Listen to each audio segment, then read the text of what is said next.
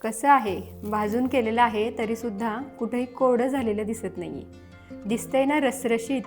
हे ना दही आणि लिंबामुळे थोडं टँगी लागतं आणि बाकीच्या इतर मसाल्यांमुळे जरा झणझणीत लागतं. चवीचं म्हणाल तर 100% पैसे वसूल रेसिपी आहे आणि आपण घेतलेल्या कष्टाची पोचपावती आपल्याला मिळणारच. चला तर मग सुरू करूयात. नमस्कार, मी पल्लवी. अस्सल सातारी आपल्या यूट्यूब चॅनलवरती आपल्या सगळ्यांचं मनापासून स्वागत करते. आजची आपली रेसिपी आहे चुलीवरचं चिकन रान. त्यासाठी लागणारं साहित्य आपण पाहूयात.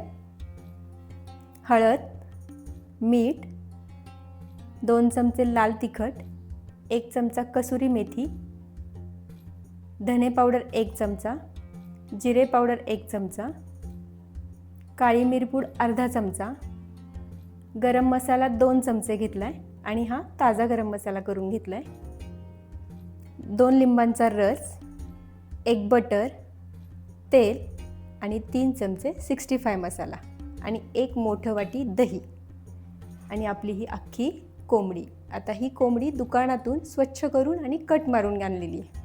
आता मॅरिनेशन करण्याच्या अगोदर आपल्याला हळद, मीठ आणि लिंबू चोळून ठेवायचं आहे याला. आता पहिल्यांदा हळद टाकूयात आपण. तुम्ही मागच्या व्हिडिओमध्ये आपल्या बघितलं असेल, कोणतीही नॉनव्हेजची रेसिपी असेल तर आपण हळद, मीठ आणि लिंबू चोळून ठेवतो, कारण हळद ही अँटीसेप्टिक आहे आणि ती बॅक्टेरिया मारण्याचं काम करते आणि लिंबाने आणि मिठाने काय होतं, पाणी सुटतं. त्यामुळे काय होतं, पाणी सुटल्यामुळे त्यातला उग्र वास आहे तो निघून जायला मदत होते. त्याच्यामुळे आपण हे हळद, मीठ, लिंबू लावून ठेवणार आहे आणि हे एक 10 मिनटं आपल्याला रेस्ट करून ठेवायचं आहे. असं सगळीकडे चोळून घ्यायचं आहे.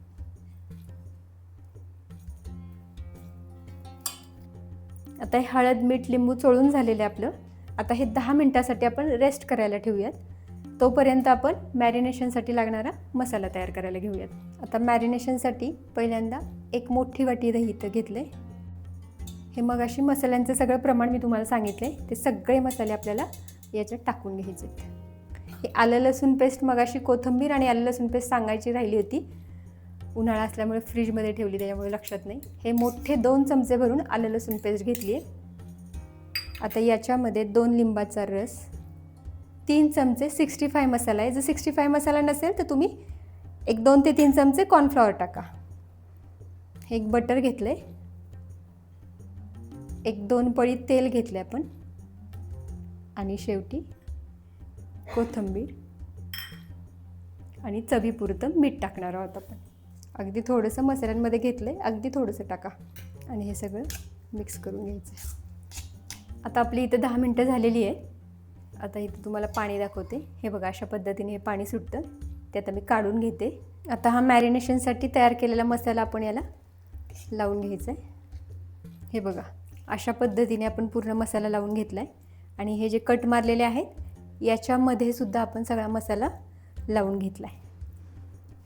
आणि हा मसाला लावल्यानंतर मॅरिनेशनसाठी कमीत कमी 4 ते 5 तास तरी तुम्हाला हे असंच ठेवायचं आहे, तरच याची टेस्ट अप्रतिम लागणार आहे. जर तुमच्याकडे तेवढा वेळ नसेल तर ॲटलिस्ट कमीत कमी तुम्ही 1 तास तरी याला मॅरिनेशनसाठी ठेवून द्यायचं आहे. आता आपण मॅरिनेट करून ठेवलेली जी कोंबडी होती ते भाजण्यासाठी आता एक छोटीशी असं भट्टीसारखं केलं आहे आम्ही.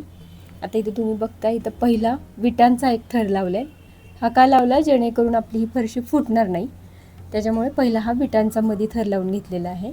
आणि तिन्ही बाजूनी सुद्धा हा तिन्ही साईड पॅक केलेल्या आहेत ह्या विटांनी. एक बाजू आपण ओपन ठेवलेली आहे आणि हा रॉड दिसतोय मोठा आणि हा छोटा. तर ह्या छोट्या रॉडला इथं आपण बाइंडिंग तारेने पॅक करून घेणार आहे, जेणेकरून हा रॉड हलणार नाही. आणि त्याच्यानंतर आपण हे मातीने सारून घेतलं आहे सगळं. इथं मातीचा पण लेअर टाकला आहे आपण. खाली पण आपली फरशीचं नुकसान होणार नाही, त्याच्यामुळे मातीचा पण एक छान भाजल्यानंतर जो वास आहे तो आपल्या चिकनला लागणार आहे. आता याच्यामध्ये ना आपण लाकडं टाकून भरपूर निखारा आपला छान तयार झालेला आहे. आता या रॉडवर आपल्याला ही मॅरिनेट केलेली कोंबडी अशी इथं ठेवायची. तुम्हाला दाखवते मी. हे बघा, हे अशा पद्धतीने फक्त ठेवायची आणि याच्यावर आपण काय करणार आहोत, पातेलं झाकणार आहोत कारण का ही जी काही वाफ आहे या वाफेवर आपलं हे व्यवस्थित शिजणार आहे आणि भाजलं पण जाणार आहे. एक अर्धा तास तरी तुम्हाला ठेवायचं हे बघा. याचं पातेलं एक अर्धा तास तरी आपण असंच ठेवायचंय. एक अर्धा तासानंतर आपण बघूयात.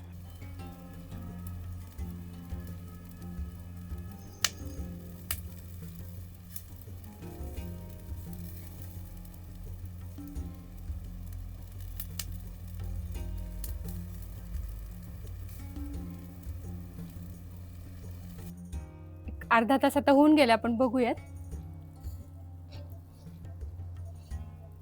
हे बघा छान भाजली आहे. आता याच्यावर आपल्याला तूप टाकून घेऊया आपण.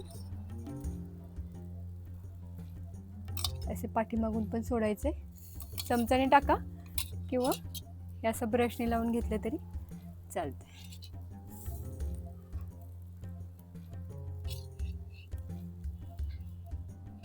आणि पुन्हा आपल्याला ह्याला अर्धा तास झाकून ठेवायचे.